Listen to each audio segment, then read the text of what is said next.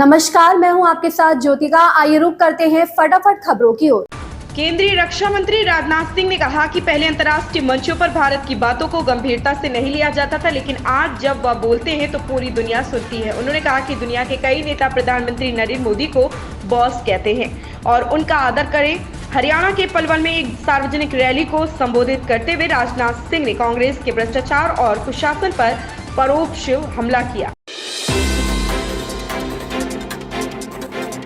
जम्मू और कश्मीर के अनंतनाग राजौरी लोकसभा सीट काफी हद तक कश्मीर घाटी की भविष्य की राजनीति की दिशा भी तय करेगी। गठबंधन में साथ आने की तमाम कवायदों के बीच पीडीपी की महबूबा मुफ्ती और नेशनल कॉन्फ्रेंस के अब्दुल्ला परिवार की राहें चुनाव में अलग हो गई। महबूबा ने यहां से ताल ठोकी तो उन्हें रोकने के लिए नेशनल कॉन्फ्रेंस ने मौजूदा सांसद हसनैन मसूदी का टिकट काटकर मियां अल्ताफ को उतार दिया।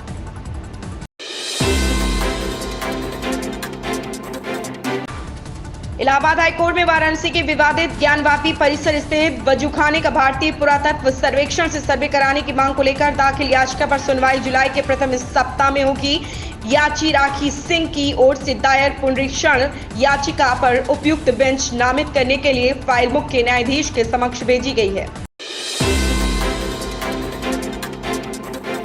ऑल इंडिया मजलिस-ए-इत्तेहादुल मुस्लिमीन प्रमुख असदुद्दीन ओवैसी ने गुरुवार को कहा कि भाजपा मुस्लिम महिलाओं को निशाना बनाना चाहती और मतदान प्रक्रिया में उनके लिए बाधा पैदा करना चाहती।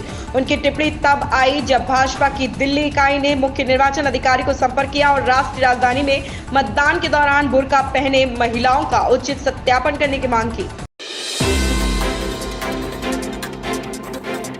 बिहार के पूर्वी चंपारण में चुनावी सभा को संबोधित करते आ रहे उत्तर प्रदेश के सीएम योगी आदित्यनाथ का हेलीकॉप्टर रास्ता भटक गया। हालांकि कुछ देर बाद ही हेलीकॉप्टर को सही दिशा ले जाया गया। पायलट ने समय रहते से सब कुछ कंट्रोल में कर लिया। इस कारण सीएम योगी को पूर्वी चंपारण पहुंचने में 1.5 घंटा लग गया। गुरुवार को चुनाव प्रचार थमने से कुछ देर पहले ही वह मंच पर पहुंचे और चुनावी सभा को संबोधित किया।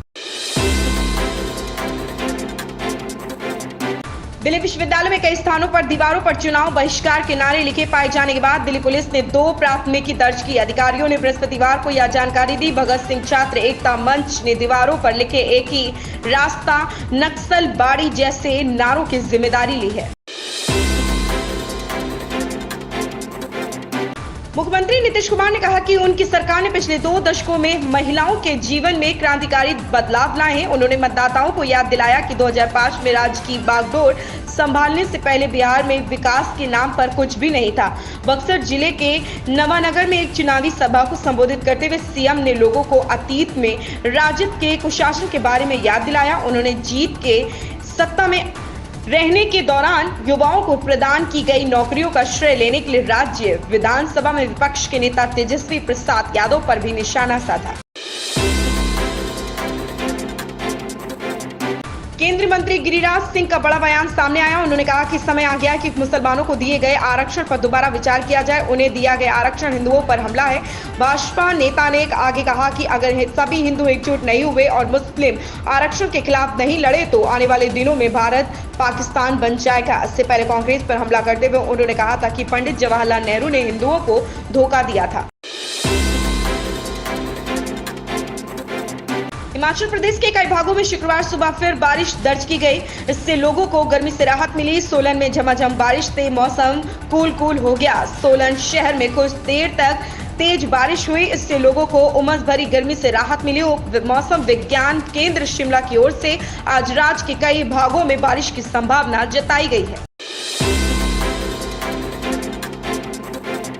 बॉलीवुड के जासूसों और सुपर कॉप्स के बीच प्रोड्यूसर दिनेश विजन का हॉरर यूनिवर्स भी दिलचस्प तरीके से आगे बढ़ रहा है। अब इस कड़ी में मेकर्स एक नई फिल्म मुंजिया लेकर आ रहे हैं, जिसके साथ इस हॉरर यूनिवर्स में एक नए प्रेत की एंट्री होने जा रही है। हाल ही में मेकर्स ने मुंजिया को इंट्रोड्यूस करने वाला टीजर शेयर किया था। हॉरर यूनिवर्स का नया प्रेत मुंजिया इंडियन सिनेमा का पहला CGI किरदार है। अब मुंजिया का ट्रेलर शेयर कर दिया गया है। इन खबरों में बस इतना ही। बने रहिए हमारे साथ।